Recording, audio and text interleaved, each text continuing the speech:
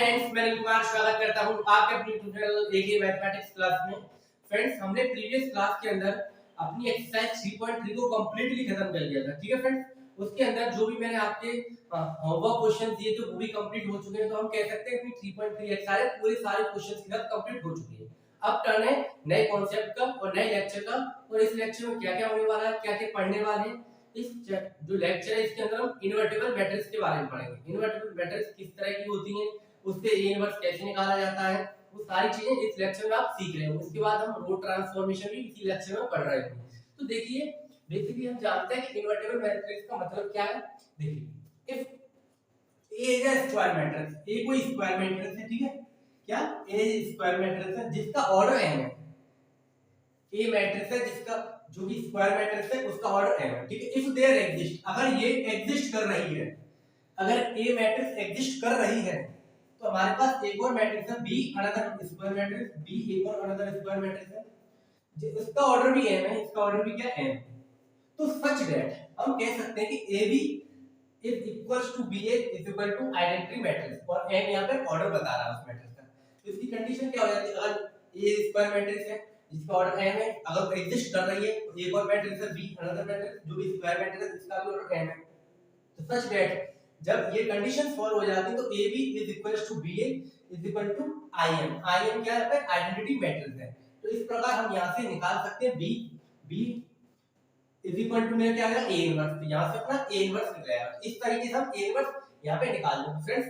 तो मैंने आपको बता दिया किस तरीके से हम इनवर्टिबल मैट्रिक्स को यूज करते हैं। तो यहां से B इनवर्स किस तरीके से निकालते हैं वो हम जब क्वेश्चंस कर रहे होंगे तो आपको अच्छी तरीके से सिखा रहे होंगे। तो देखिए फ्रेंड्स, अब हम पढ़ने वाले एलिमेंट्री ट्रांसफॉर्मेशन ऑफ मैट्रिक्स। तो देखिए इसके अंदर कुछ प्रॉपर्टीज होती है तो वो पढ़ लेते हैं। देखिए, इंटरचेंज इन टू रोज और टू कॉलम्स, किसी मैट्रिक्स की हम दो रोज या फिर दो कॉलम चेंज कर सकते हैं। देखिए, ri इंटरचेंज विद rj और ci इंटरचेंज विद cj। देखिए एग्जांपल ले लेते हैं, इसका एग्जांपल समझते हैं। एक एग्जांपल ले लेते हैं, एक मैट्रिक्स है, कोई मैट्रिक्स 2 4 6 7 8 9, एक ही मैट्रिक्स है, ठीक है। मेरे पास ये मैट्रिक्स है। अब मुझे क्या करना है कि इसमें से R1 को मैं R1 को R2 से रिप्लेस क्या कर रहा हूं, R1 को मैं R2 से क्या कर रहा हूं, यहां पे इंटरचेंज कर रहा हूं। R1 रो को मैं R2 से इंटरचेंज कर रहा हूं। तो देखिए न्यू क्या बन के आएगी मेरे पास, जो बिल्कुल नई बनकर आएगी, क्या आ जाएगी। देखो ये मेरे पास क्या था, ये मेरे पास R2 है और ये मेरे पास R1 है। तो ये ऊपर चली जाएगी 7 8 9 और 2 4 6 ये नीचे आ जाएगी। इस तरीके से हम इसका उपयोग कर सकते हैं, ठीक है। तो हमारे पहले वाला हो चुका है इंटरचेंज ऑफ टू रोज और टू कॉलम, तो हमने सीख लिया। अब देखिए सेकंड वाला क्या है, the multiplication of the element. किसी भी एलिमेंट्स के अंदर हम जब मल्टीप्लिकेशन कर देते हैं ऑफ एनी रोज, किसी रो के अंदर, and column by non zero number, ठीक है। देखिए मेरे पास R1 थी, R1 क्या है, रो है, उसके अंदर मैंने मल्टीप्लाई कर दिया k से। k याद रखिए यहाँ पे जीरो नहीं हो सकता, इसके अलावा कोई भी नंबर ले सकते हैं। k मैंने इसके अंदर मल्टीप्लाई कर दिया। इसका भी एक एग्जांपल से ले सकते हैं। देखिए मैंने क्या किया, मैंने R1 में मल्टीप्लाई किया 2 से, मैंने R1 में मल्टीप्लाई किया 2 से। तो देखिए ये मैट्रिक्स मैंने लिया कोई 4 8 9 7 4 3, ये मेरे पास एक मैट्रिक्स है, ठीक है। अब जो नई मैट्रिक्स बनकर आएगी वो क्या आएगी, जो नई मैट्रिक्स बनकर आएगी वो क्या आएगी मेरे पास। देखिए मुझे क्या करना है, R1 मैट्रिक्स जो R1 रो है उसके अंदर 2 से मल्टीप्लाई करना है। तो देखिए क्या आ जाएगी, 2 से मल्टीप्लाई करने पे 8 16 18, ठीक है। और इसमें तो कुछ नहीं करना है क्योंकि मुझे सिर्फ R1 में ही मल्टीप्लाई करना, R2 में कोई भी मल्टीप्लाई नहीं करना। तो ऐसे पे ऐसे लिख देंगे, तो 7 4 3। तो ये मेरे पास क्या आ गई, ये मेरे पास वो मैट्रिक्स आ गई जब मैंने R1 को मल्टीप्लाई कर दिया 2 से। तो ये इस तरीके से इस वाली प्रॉपर्टी को भी यूज कर सकते हैं। पहले हम क्या था, interchanging of two rows and two column, तो इस तरीके से हमने इस एग्जांपल से समझा इसको। इसमें क्या था, मल्टीप्लिकेशन करना है किसी भी कांस्टेंट से किसी रो या कॉलम के अंदर। तो अब नेक्स्ट थर्ड वाली यूनिट, थर्ड, तो देखिए अब हम थर्ड वाला सीखते हैं कि addition of the element of a row और column to the corresponding element of any other row और कॉलम मल्टीप्लाई बाय स्केलर, ठीक है। ये इंग्लिश में लिखा हुआ है, इसकी हिंदी समझते हैं। हिंदी में क्या है कि अगर मेरे पास कोई रो है, उस रो के अंदर मैंने क्या लगा, अपना ट्रांसफॉर्मेशन लाया कि उस रो के अंदर मैंने उसी रो को ऐड किया और किसी रो के अंदर मैंने या 2 या 3 किसी भी के से मैंने मल्टीप्लाई कर दिया, ठीक है। तो देखिए r1 प्लस के मल्टीप्लाई rj, यहाँ पे ये कोई दूसरी रो और ये दूसरी रो, तो हम ऐसा भी कर सकते हैं इसके अंदर। तो देखिए मेरे पास एक एग्जांपल है, ये मैट्रिक्स है इस तरीके से, जिस तरीके से हम कॉलम के अंदर भी कर सकते हैं। तो देखिए ये मैट्रिक्स है ये, तो इसके अंदर मैं ये वाली जो प्रॉपर्टी मुझे यूज करता हूं तो किस तरीके से मैंने क्या किया कि मुझे r1 में r1 को ऐड करना है प्लस r1 को ऐड करना है प्लस 2 मल्टीप्लाई r2, ठीक है। r1 प्लस 2 मल्टीप्लाई r2, तो देखिए नई मैट्रिक्स क्या बन जाएगी मेरे पास, नई मैट्रिक्स मेरे पास जो बनेगी क्या होगी, r1 में मुझे r1 प्लस 2 मल्टीप्लाई r2, तो देखिए 1 की जगह यहाँ पे क्या आने वाला है, r1 1 प्लस 2 r2 क्या है 2, तो 1 प्लस 4, तो ये आएगा यहाँ पे 5 आएगा, तो यहाँ पे आएगा 5, ये क्या आ जाएगा यहाँ पे 5, ठीक है। इसी प्रकार अब देखिए r1 ही तो है, अब देखिए 4 है यहाँ पे, तो 4 प्लस 2 मल्टीप्लाई r2 माइनस 1, तो 4 माइनस 2, तो ये 2 आ जाएगा, तो यहाँ पे क्या आ जाएगा 2। और सिर्फ यहाँ पे मैंने r1 के लिए ट्रांसफॉर्मेशन लगाया, लेकिन r2 तो एज इट इज सेम रहने वाली, तो 2, तो यहाँ पे माइनस। आपको समझ में आया है मैंने किस तरीके से किया, मैंने r1 के अंदर ट्रांसफॉर्मेशन में लगाया r1 प्लस 2 मल्टीप्लाई r2, ठीक है। तो अब देखिए r1 मुझे चेंज करना है, तो अब क्या है r1 में पहले एलिमेंट की वैल्यू क्या 1, तो 1 प्लस 2 मल्टीप्लाई r2, तो मल्टीप्लाई कैसे करें 2 से, तो 1 प्लस 4 5 आ गया। इसी प्रकार अब देखिए 4 पे जाते हैं, तो r1 में पहला क्या है 4, तो 4 प्लस 2 मल्टीप्लाई माइनस 1, तो 4 माइनस 2, तो कितना आ जाएगा 2, और r2 हमारा ऐसा का ऐसा ही रहेगा, तो 2 और माइनस 1। तो जितने भी ये हमारे पास एलिमेंट्री ट्रांसफॉर्मेशन के रूल और कॉलम वो तो खत्म हो चुके हैं। मैं आपके सामने एक एग्जांपल ले रहा हूं, किसका मैं एग्जांपल लूंगा कि इनवर्स किस तरीके से निकालते हैं। एक एग्जांपल लेते हैं, लेकिन बाकी एग्जांपल तो बहुत सारे एग्जांपल्स कर रहे होंगे अपनी एक्सरसाइज वाले पोर्शन में। तो हम फ्रेंड्स अब देखने वाले हैं कि फाइंड ए इनवर्स, तो ए इनवर्स किस तरीके से निकाल सकते हैं हम वो सीखने वाले हैं। तो देखिए ए कंडीशन लिख लेते हैं, क्या होती है a इज इक्वल्स टू आई, ठीक है।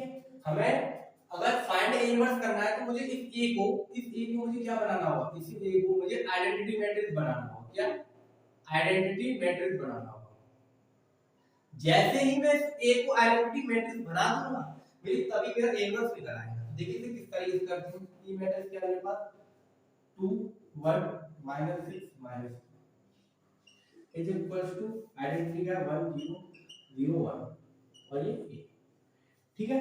अब देखिए मुझे इसे आइडेंटिटी मैट्रिक्स बनाना है, आइडेंटिटी मैट्रिक्स के लिए यहाँ पे 1 होना जरूरी है, और यहाँ पे 0 और यहाँ 1 और यहाँ 0, तो मुझे क्या करना है ऐसे ट्रांसफॉर्मेशन करने होंगे कि यहाँ पे इसे आइडेंटिटी मैट्रिक्स बना सकूं। तो देखिए मुझे यहाँ 1 लाना है, तो मैं क्या कर सकता हूँ, उसमें ट्रांसफॉर्मेशन लगाऊंगा r1 में से मैं माइनस कर दूंगा r2। देखिए अगर मैं इस 2 में से 1 को माइनस कर दूंगा तो मैं बना जाएगा, और मुझे 1 ही लाना है, तो देखिए किस तरीके से कर सकते हो, यहाँ पे आ जाएगा 1, ठीक है। अब देखिए यहाँ पे क्या है माइनस r1 में से मुझे r2 माइनस करना, तो मतलब -6 में से -2 को मल्टीप्लाई करूंगा, एक माइनस ये जो प्लस का हो जाएगा, तो यहाँ पे बचेगा कितना, यहाँ पे बचेगा मेरे पास -4, ठीक है। अब देखिए r2 तो ऐसे ही रहेगा क्योंकि इसमें कोई बदलाव नहीं होने वाला। अब करते हैं इसमें 0 और 1 तो सेम रहेगा क्योंकि r2 में कोई बदलाव नहीं है। अब जो भी होगा r1 में होने वाला है, तो मतलब 1 में से 0 गया तो 1 बचेगा, ठीक है। अब देखिए 0 में से 1 गया तो -1 बचने वाला है, ठीक है। तो हमने क्या कर लिया यहाँ पर बना गया, लेकिन मुझे चाहिए अब 0, यहाँ पर बना गया और मुझे चाहिए 0, तो मैं क्या कर सकता हूँ, मैं r2 में से मैं r1 को माइनस कर दूं। अगर मैं r2 में से r1 को माइनस कर दूंगा तो यहाँ पे 0 आ जाएगा, तो यहाँ 0 आ जाएगा, लेकिन देखिए यहाँ 0 आएगा, यहाँ पे 0 आ जाएगा, 1 और -4 तो एज इट इज रहेंगे क्योंकि r1 में कोई चेंज नहीं करना है। तो r2 में क्या